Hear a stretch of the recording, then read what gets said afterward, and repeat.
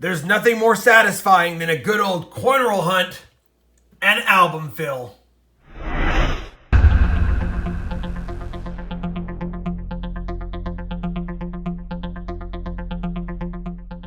Hey everybody, it's Rob with RobFindsTreasure, and that's right, we're going to do part 2 of this nickel coin roll hunt and album fill.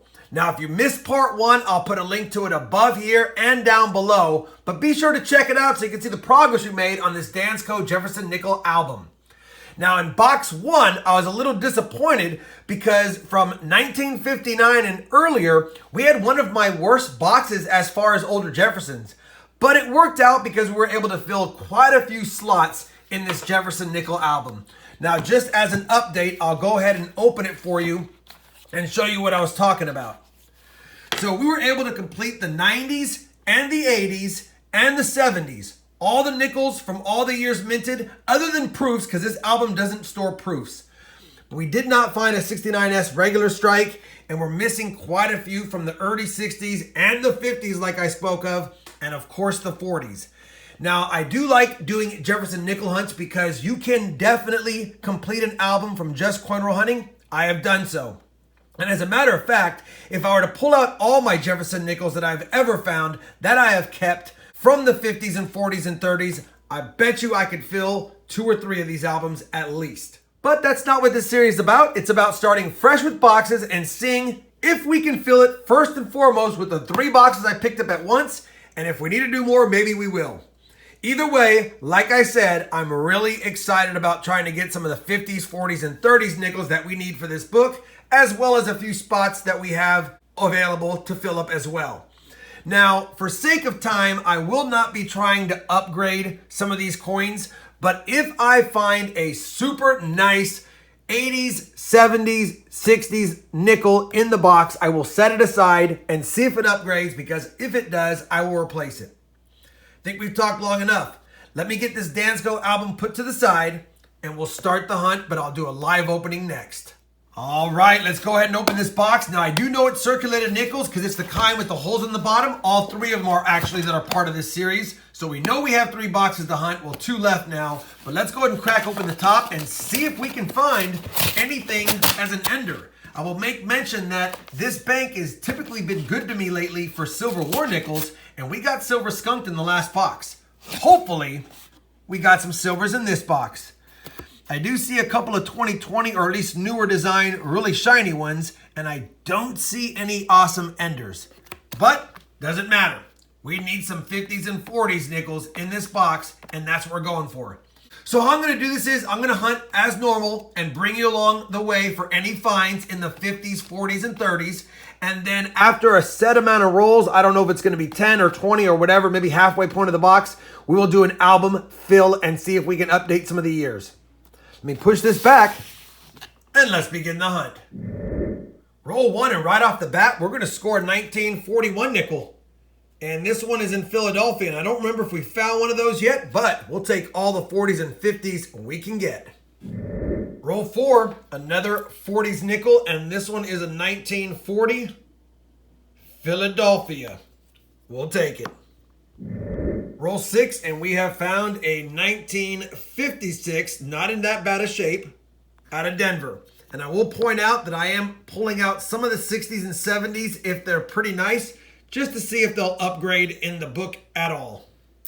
Roll number 11, and we will have a 50s nickel here, and it's a damaged 1954, but it is a 54S.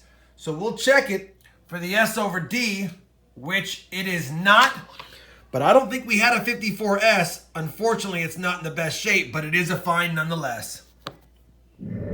Roll number 12, we will have a 1959D, and it's in decent enough shape that it would make the book if we need it. Roll 13, we have another 1959, another from Denver. Not as nice, but it's still another find. Roll 19, a 1957, Denver. Roll 21, and we could have a few oldies. I do see a 1954 in front of me, and that's a 54D. And I believe we have maybe another oldie here. It's got a D mint mark. It's 1947. We'll take that. And possibly one back here. Nope, not possibly.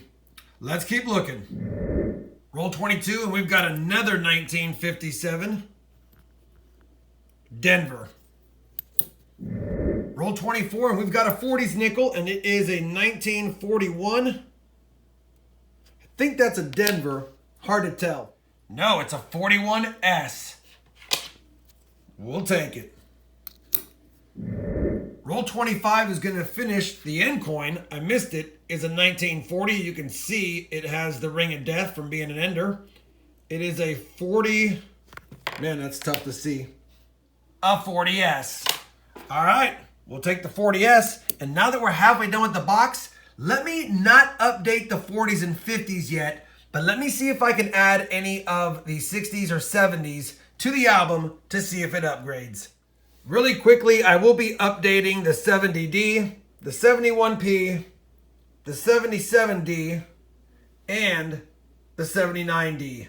Let me update those, and we'll check the 60s next. For the 60s, we did find a pretty nice 69S, so we'll fill that spot. We do have a pretty nice 1963P, which will go right there. I'll update the 62D, the 62P, and the 60D. They're all a little bit better. We have a toasty 61D, which I'm not going to put in the book right now. We'll see if we find a better one along the hunt. Let me plug those in and get back to plugging away at those rolls. Roll 37 is going to give us our first Canadian nickel of the box. It's going to have a beaver on the back, and it is 1985. It's been kind of a slow early Jefferson box, but we will have a early Jefferson in roll 42, and it's going to be a 1946 Philadelphia. Running out of time on box 2, but roll 47 will get us another 57 nickel from Denver. Roll 48, and it's the 57 box because we've got another one. 1957 Philly this time. Maybe we needed it. Same roll, and we've got a 1958 facing us. 58 Denver. Final coin in that roll is a 56 Philadelphia. Roll 49, and we're going to have another 58 Denver. Well, we finished that nickel box, and once again, we were skunked on silver and buffaloes. It's like I started this hunt and fill series, and now I can't find them, but that's okay. That's coin roll hunting. You have ups and downs. Normally, I like about 20 older Jeffersons in a box. We only got 19, so we're a little bit shy in the 50s and 40s than I like, but what are you going to do? Let me go back really quick and see if I can update any of the 60s and 70s that I've set aside, and then I will go and add in any of the 50s, and we'll give you a final look at the album before we give a final wrap-up. All right, here's another look at the album. Everything is done from 1961D and forward. Of course, I will always continue to find upgrades if I can. There are 138 nickels in this album, not including the reverse, of course, and the open slot here. There's actually 140 slots, but 138 nickels to go in this album from 1938 through 1999. We've got 95 of the 138 done. Can't get too mad at that. 43 open spots. Obviously, it's the older stuff. We were able to make a little bit of a dent in the early 60s and in the 50s, but we have a lot more to find. Obviously, I have another whole box to do, so that's good. And I'll tell you, I'm hoping we score some silver war nickels or some more 40s and 50s like I usually get in my boxes. But that's coin roll hunting. We'll just keep trudging along. I do want to mention that I did find only one 2009 Denver nickel once again, and we had one Canadian this time. We're getting closer on the album fill. Hopefully box 3 provides even more goodies, and we'll see where we're at the end of that box. If you enjoyed this second part of the Hunt and Fill series for nickels, I'd appreciate a thumbs up. And as always, everyone, happy hunting, and thanks for watching.